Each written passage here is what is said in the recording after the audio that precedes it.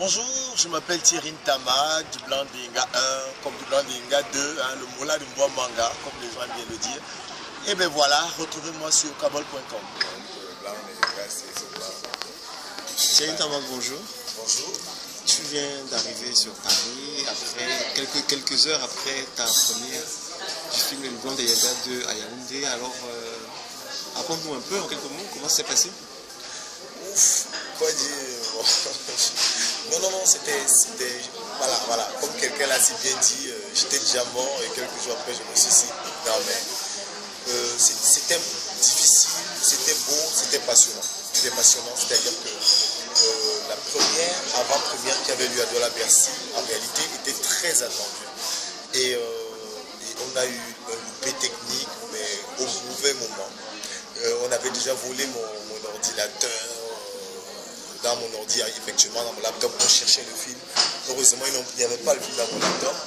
Je savais que tous les pirates avaient mis totalement mon film à prix, Le Blanc d'Inga 2. Et donc, du coup, dans cette psychose-là, le vrai problème, c'est que je me suis retrouvé en train de tout conserver dans une seule machine. Et cette machine-là plante à quelques heures de l'avant-première. Donc, imaginez-vous que je suis pratiquement à 4 heures de l'avant-première de Douala-Bercy, quand on m'annonce que monsieur, la machine a totalement planté. Et toutes les copies et les sécurités qu'on avait étaient juste dans cette machine-là. J'ai failli devenir fou. Je ne sais pas, vous imaginez un peu, c'est-à-dire que vous êtes, c'est pas possible. Alors on a refouillé un autre laptop, on allait relancer l'ancien projet pour lancer un autre rendu rapidement, mais c'était trop tard.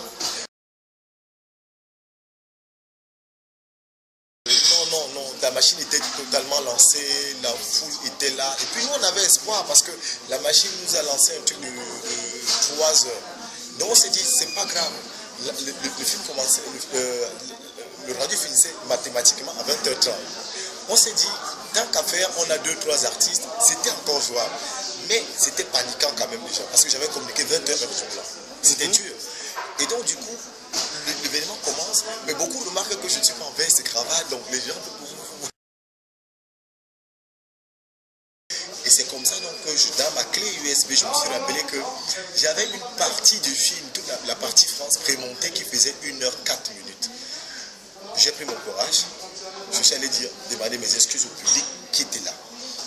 Et ils s'étaient fâchés.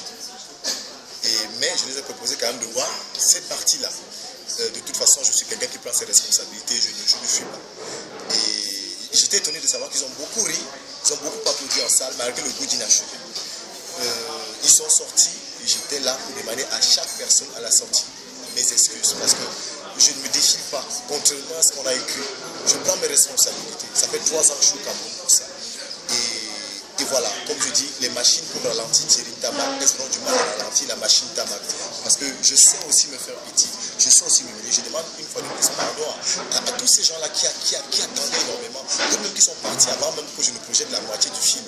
Donc beaucoup même ont fait la queue, ils étaient dehors. Alors qu'en réalité, à 20h, j'avais dit heure du blanc et je n'ai pas respecté ça. Je m'en veux pour ça, mais je ne lâcherai pas. C'est ce que j'ai envie de dire. Comment tu as dormi? J'ai pas dormi. D'abord, j'ai éteint mes téléphones cette nuit-là parce que c'était horrible, malgré tous les messages. C'était horrible. J'ai pas dormi. Je n'ai pas trouvé de sommeil. Non, c'était horrible à vivre. Il y a même une forme d'injustice qui t'a dit, mais c'est pas possible. Mais je me dis, ok, d'accord. Non, on ne peut pas décrire ce sentiment. C'était affolant. Par contre, le matin, il fallait très vite réagir à comment trouver une solution pour le public, lui qui a payé.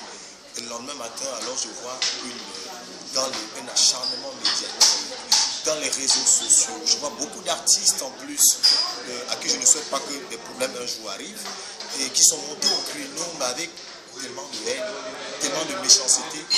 Beaucoup de gens qui déversent totalement leur haine comme ça et qui ne viennent même pas en salle. Qui n'ont même pas une seule fois mentionné quand même que les gens ont vu la moitié du film.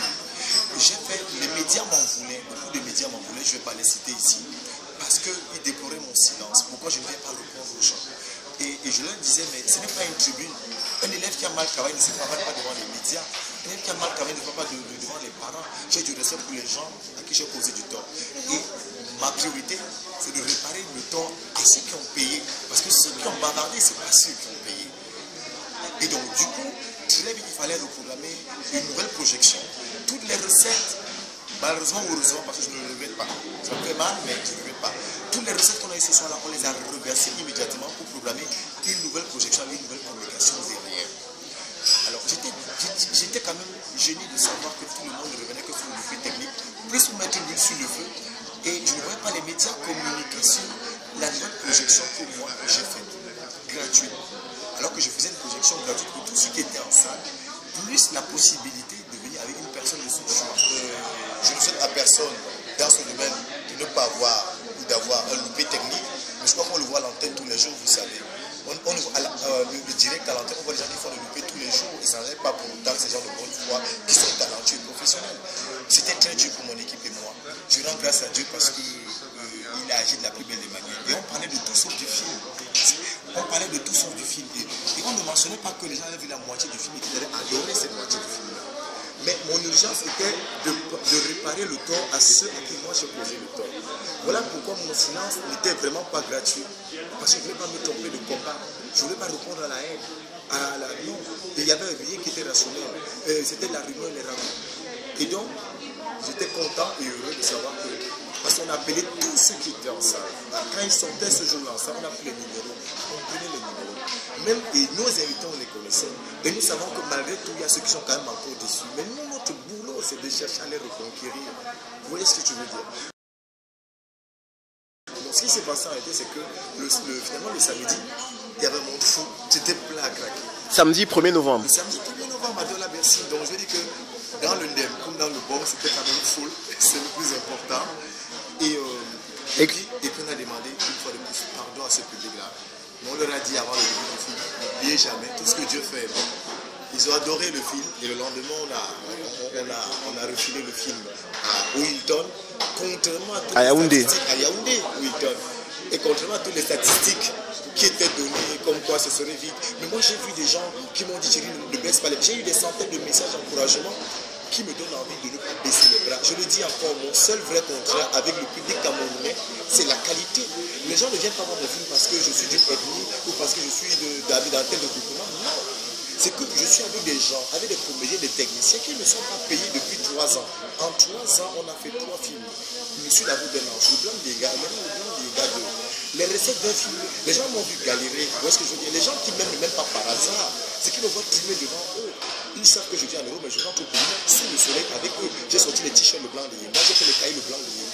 On a fait le crowdfunding, c'est pas de la mendicité. Non, c'est noble. Parce que le cinéma coûte cher. Il n'y a pas de salle de ce stade, le cinéma au Cameroun. Je vais le dire clairement. Moi, j'essaie d'être le plus franc possible. Je n'ai reçu aucun rang de tous les footballeurs que j'ai essayé d'approcher, de toutes les grosses personnalités que j'ai essayé d'approcher.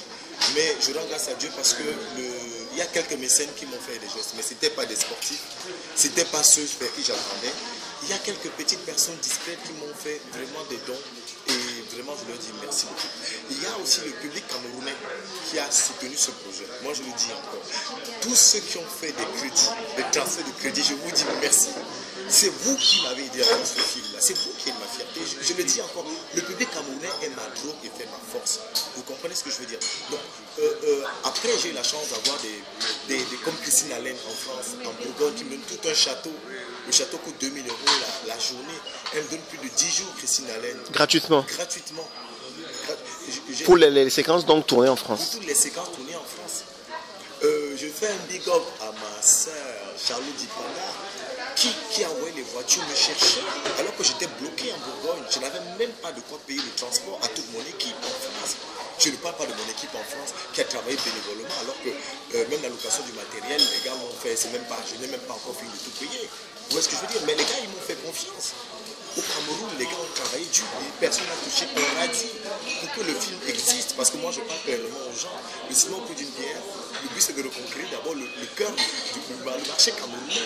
S'il n'y a pas de film, vous ne pourrez pas être bien payé demain. C'est parce qu'on va pouvoir conquérir un marché qui va comprendre qu'il n'y a pas que Hollywood. On peut faire des bons films. Et petit à petit, c'est comme ça que Thierry Tama pourra commencer maintenant à payer ses comédiens, ses techniciens, parce qu'il aura un marché. Donc, moi, c'est un deal, je ne force personne. Mais ceux qui me suivent depuis 3 ans, avec 2 prix internationaux que nous avons gagnés, un à Ouagadougou, à Esparco et un autre à Montréal. Donc je rends grâce à Dieu à tous ceux qui nous soutiennent. Je ne veux pas me disperser, je ne veux même pas répondre à tous ceux qui ont déversé de la haine parce que peut-être ils étaient aussi corrompus, ils ont suivi tellement de choses. Je demande pardon pour le loupé technique qu'on a eu. Il arrive qu'on fait des erreurs. Oui, j'ai fait des erreurs. Je suis Thierry Tama parce qu'il y a des gens derrière qui font ma force. Il y a les médias aussi qui font ma force. Ce n'est pas tous les médias. Je vois que même les médias là, les médias ont fait ma force. Les médias font toujours ma force. Mais je voulais seulement leur faire comprendre que je ne pouvais pas, moi, commencer à répondre à la haine, à des débats, des polémiques qui ne servaient à rien. Alors que j'allais répondre aux gens qui n'ont même pas payé. Je suis fier aujourd'hui parce que la majeure partie des gens qui ont payé m'ont pardonné en salle. Ils ont vu le film. Ils ont eu l'occasion d'amener d'autres personnes gratuitement voir ce film-là. Donc je ferai certainement d'autres erreurs encore parce que je suis un être humain. Mais sachez que peu importe les erreurs que je fais, je me battrai toujours pour me rattraper. Et je pense que c'est le plus important, se relever de ces chutes et avancer. On prépare une grande première sur Paris. Pour la première fois, on pourra avoir le blanc de Yenga en salle. Vous voyez ce que je veux dire? On pourra voir, donc j'ai pu dire aux Camerounais qui sur Paris qu'il n'y a pas que des soirées où on va aller leur passer, s'amuser, danser, boire le vin. On peut aussi avoir le prestige d'aller en salle voir le film. Donc voilà, on va se battre comme on peut et je suis sûr qu'avec le temps, même ceux qui nous détestaient, peut-être vont mieux nous comprendre. Je n'en veux à personne, c'est mon principe. Le plus important, c'est pas un débat d'homme ou de personne, c'est la vision. Et chacun entre dans la vision à son tour. Ça peut prendre du temps pour certaines personnes. Peut-être que les gens pensaient peut-être que effectivement j'étais un arnaqueur, mais aujourd'hui je crois que la plus belle réponse c'était le film, c'était les projections que moi j'ai refaites et ils savent ce que ça coûte, ils savent combien ça coûte. Donc, et ma joie c'est d'avoir des gens, j'ai une centaine de personnes derrière moi qui travaillent jour et nuit et c'est eux qui me donnent la force.